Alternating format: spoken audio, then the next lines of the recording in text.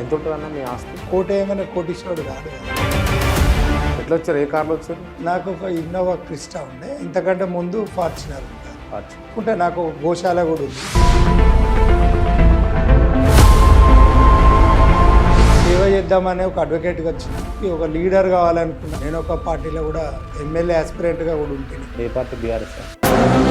మరి ఎమ్మెల్యే కావాలన్నదా మరి? 100% నా లైఫ్ గోల్ అన్న, నేను ఖచ్చితంగా కావాలి. జనరల్గా సినిమాలలో చూపించినట్టే ఉంటుందా కోర్టు లోపల? 100% ఉంటుంది అన్న. అంతేనా? అంటే సినిమాటిక్గా కొంత వేరు. ఇటు పవన్ కళ్యాణ్ వాదిస్తాడు, అటు ప్రకాష్ రాజ్ వాదిస్తాడు, అట్లనే ఉంటుంది. అంతే అన్న. యాజ్ ఇట్ ఈస్గా పిటిషనర్, రెస్పాండెంట్, అడ్వకేట్ ఉంటుంది. అంటే అవతల వ్యక్తి చెప్పేటప్పుడు ఆబ్జెక్షన్ అని లేస్తారు కదా, అట్లా అవుతుందా? ఉన్నోనికి న్యాయం, లేనోనికి న్యాయం అనేది ఖచ్చితంగా జరుగుతుంది జ్యుడిషియరీ. జ్యుడిషియరీ వ్యవస్థలో ఎక్కడ లోపం జరుగుతుంది? లేకపోతే మొత్తం జ్యుడిషియరీ సిస్టమేనా?